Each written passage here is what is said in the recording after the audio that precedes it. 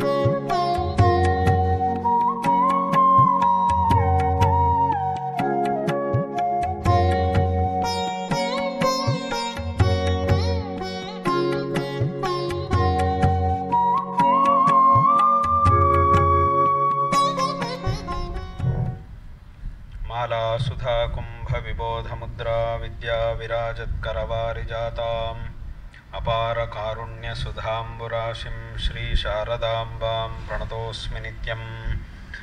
श्रीमते शंकरार्याय धीमते अद्भुतशक्तये नमोस्त्वद्वैत सिद्धांत स्थापनोपात्तमूर्तये. ಇವತ್ತಿನ ದಿವಸ ನಮ್ಮ ಸನಾತನ ಧರ್ಮದ ಕಾಲದ ಒಂದು ಗಣನೆಯಲ್ಲಿ ನಾವು ವೈಶಾಖ ಶುಕ್ಲ ಚತುರ್ದಶಿ ಎಂಬುದಾಗಿ ಹೇಳುತ್ತೇವೆ. ಈ ವೈಶಾಖ ಶುಕ್ಲ ಚತುರ್ದಶಿ ಎಂಬುದು ಯಾವುದಕ್ಕೆ ಪ್ರಸಿದ್ಧ, ಯಾವ ವಿಷಯದಲ್ಲಿ ಈ ಚತುರ್ದಶಿ ದಿವಸ ಎಂಬುದು ಪ್ರಸಿದ್ಧ ಅಂತ ಕೇಳಿದರೆ, ಭಕ್ತರು ಭಗವಂತನ ಮೇಲೆ ಯಾವ ಅಪಾರವಾದಂತಹ ಶ್ರದ್ಧೆಯನ್ನು, ನಂಬಿಕೆಯನ್ನು ಇಟ್ಟುಕೊಂಡಿರ್ತಾರೋ, ಆ ಶ್ರದ್ಧೆಗೂ ನಂಬಿಕೆಗೂ ಸರಿಯಾದಂತಹ ರೀತಿಯಲ್ಲಿ ಭಗವಂತನು ಖಂಡಿತವಾಗಿಯೂ ಅನುಗ್ರಹ ಮಾಡ್ತಾನೆ ಎಂಬತಕ್ಕಂತಹ ವಿಷಯವನ್ನು ಈ ಜಗತ್ತಿಗೆ ಭಗವಂತನು ತಿಳಿಸಿರತಕ್ಕಂತಹ ದಿವಸ ಈ ವೈಶಾಖ ಶುಕ್ಲ ಚತುರ್ದಶಿ ದಿವಸ. ಇದರ ಬಗ್ಗೆ ಭಾಗವತ ಪುರಾಣದಲ್ಲೇ ಒಂದು ಮಾತನ್ನು ಹೇಳ್ತಾರೆ. ಸತ್ಯಂ ವಿಧಾತುಂ ನಿಜಭೃತ್ಯ ಭಾಷಿತಂ ವ್ಯಾಪ್ತಿಂಚ ಭೂತೇಷ್ವಖಿಲೇಷು ಚಾತ್ಮನಃ ಅದೃಶ್ಯತ ಅತ್ಯದ್ಭುತ ರೂಪಮುದ್ವಹನ್ ಸ್ತಂಭೆ ಸಭಾಯಾಂ ನ ಮೃಗನ್ ನ ಮಾನುಷಂ ಅಂತ. ಇದು ಭಾಗವತದಲ್ಲಿರ್ತಕ್ಕಂತಹ ಒಂದು ಶ್ಲೋಕ.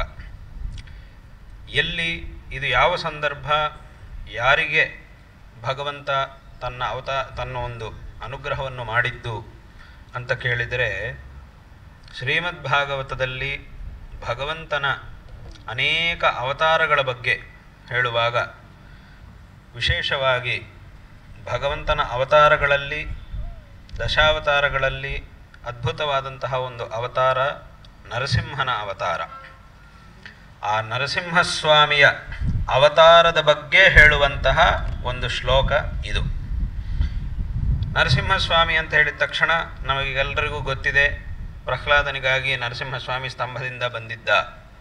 ಸ್ತಂಭದಿಂದ ಆವಿರ್ಭೂತನಾಗಿ ಬಂದು ಹಿರಣ್ಯಕಶಿಪುವಿನ ಸಂಹಾರವನ್ನು ಮಾಡಿದ್ದ ಅನ್ನುವಂತಹ ವಿಷಯ ಅದು ಎಲ್ಲರಿಗೂ ಗೊತ್ತೇ ಇದೆ. ಅದನ್ನು ಪ್ರತ್ಯೇಕವಾಗಿ ಹೇಳಬೇಕಾಗಿಯೇ ಇಲ್ಲ. ಆ ಸ್ತಂಭದಿಂದ ಭಗವಂತ ಯಾಕೆ ಬಂದಿದ್ದ ಅನ್ನುವಂತಹ ವಿಷಯದ ಬಗ್ಗೆ ಹೇಳುವಾಗ ಅಲ್ಲಿ ಎರಡು ಮಾತುಗಳನ್ನು ವೇದವ್ಯಾಸ ಮಹರ್ಷಿಗಳು ಹೇಳಿದ್ದಾರೆ. ಒಂದು, ಸತ್ಯಂ ವಿಧಾತು ನಿಜಭೃತ್ಯ ಭಾಷಿತಂ. ನಿಜ ಅಂದರೆ ತನ್ನ ಅಂತ ಅರ್ಥ. ತನ್ನ ಭೃತ್ಯ, ಭೃತ್ಯ ಅಂತಂದರೆ ಭಕ್ತ ಅಂತ ಅರ್ಥ. ತನ್ನ ಸೇವಕ, ಭೃತ್ಯ ಅಂತಂದರೆ ಸೇವಕರು ಅಂತ ಅರ್ಥ. ಭಗವಂತನ ಸೇವಕರು ಅಂತಂದರೆ ಭಗವಂತನ ಭಕ್ತರು ಅಂತ ಅರ್ಥ. ತನ್ನ ಭಕ್ತನಾಗಿರತಕ್ಕಂತಹ ಪ್ರಹ್ಲಾದನ ಮಾತನ್ನು ಸತ್ಯವಾಗಿಸುವುದಕ್ಕೋಸ್ಕರ ಅಂತ ಇದರ ಅರ್ಥ. ಸತ್ಯಂ ವಿಧಾತು ನಿಜಭೃತ್ಯ ಭಾಷಿತಂ.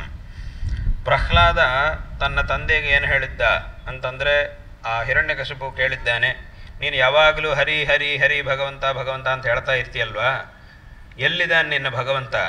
ಎಲ್ಲ ಕಡೆಯೂ ಇದ್ದಾನೆ ಅಂತ ಹೇಳಿದ್ದಾನೆ. ಹಾಗಿದ್ರೆ ಈ ಸ್ತಂಭದಲ್ಲಿದ್ದಾನ ಅಂತ ಕೇಳಿದ್ದಾನೆ. ಹೌದು, ಈ ಸ್ತಂಭದಲ್ಲಿದ್ದಾನೆ ಅಂತ ಹೇಳಿದ್ದಾನೆ.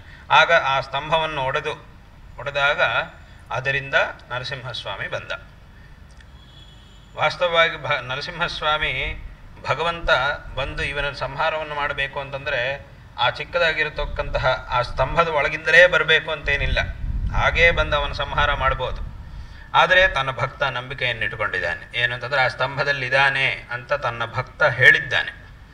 ಅವನು ಅತ್ಯಂತ ನಂಬಿಕೆಯಿಂದ, ಮನಸ್ಸಿನೊಳಗೆ ಯಾವ ಸಂದೇಹವೂ ಇಲ್ಲದೆ, ಯಾವ ಸಂಶಯವೂ ಇಲ್ಲದೆ ಮನಸ್ಸಿನಲ್ಲಿ ನಿಸ್ಸಂಶಯವಾಗಿ ಹೇಳಿದ್ದ, ಇದರಿಂದ ಇಲ್ಲಿ ನನ್ನ ದೇವರು ಇದ್ದಾನೆ ಎಂಬುದಾಗಿ ಹೇಳಿದ್ದಾನೆ. ಆ ಒಂದು ಮಾತನ್ನು ಸತ್ಯವಾಗಿಸಲು ಭಗವಂತ ಅಲ್ಲಿಂದ ಹೊರಗೆ ಬಂದಿದ್ದಾನೆ ಅಂತ ಆ ಮಾತಿನ ಅರ್ಥ. ಅದೇ ರೀತಿಯಾಗಿ ಇನ್ನೂ ಒಂದು ವಿಷಯ ಇದೆ, ವ್ಯಾಪ್ತಿಂಚ ಭೂತೇಷ್ವಖಿಲೇಶು ಚಾತ್ಮನಃ ಅಂತ. ಈ ಪ್ರಪಂಚದಲ್ಲಿ ಎಲ್ಲ ಪದಾರ್ಥಗಳಲ್ಲೂ ಎಲ್ಲ ಕಡೆಯೂ ತಾನು ಇದ್ದೇನೆ ಅನ್ನುವಂತಹ ವಿಷಯವನ್ನು ಜನರಿಗೆ ತಿಳಿಸುವುದಕ್ಕೋಸ್ಕರ, ಆ ಒಂದು ವಿಷಯವನ್ನು ಸಹ ಪ್ರತಿಪಾದನೆ ಮಾಡುವುದಕ್ಕೋಸ್ಕರ ಭಗವಂತ ಸ್ತಂಭದಿಂದ ಹೊರಗೆ ಬಂದಿದ್ದಾನೆ. ಅಂದ್ರೇನು?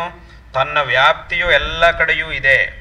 ತನ್ನ ಒಂದು ವ್ಯಾಪ್ತಿಯನ್ನು ಮತ್ತು ತನ್ನ ಶಕ್ತಿಯನ್ನು ಯಾರು ತಿಳ್ಕೊಂಡು ತನ್ನನ್ನು ಆಶ್ರಯಿಸ್ತಾರೋ, ತನ್ನ ಮೇಲೆ ಅಪಾರವಾದಂತಹ ನಂಬಿಕೆಯನ್ನು ಇಟ್ಟುಕೊಂಡಿರ್ತಾರೋ ಅಂಥವರಿಗೆ ಅನುಗ್ರಹ ಮಾಡುವುದಕ್ಕೋಸ್ಕರ ಎಲ್ಲಿಂದ ಬೇಕಾದರೂ ತಾನು ಬರ್ತೀನಿ ಅಂಥ ಆ ಒಂದು ಅನುಗ್ರಹವನ್ನು ಮಾಡಬೇಕಾದ ಸಂದರ್ಭ ಬಂದರೆ ಆಗ ಇಲ್ಲಿ ಅಲ್ಲಿ ಅಂತ ನಾನು ನೋಡುವುದಿಲ್ಲ, ಇಲ್ಲಿ ಈ ಜಾಗದಲ್ಲಿ ಮಾಡುವುದಿಲ್ಲ, ಬೇರೆ ಜಾಗದಲ್ಲಿ ಮಾಡ್ತೀನಿ, ಅಥವಾ ಇಲ್ಲಿಂದ ಬರಲ್ಲ, ಅಥವಾ ಈ ರೂಪದಲ್ಲಿ ಬರಲ್ಲ ಅಂತ ಹಾಗೆ ಹೇಳುವುದಿಲ್ಲ.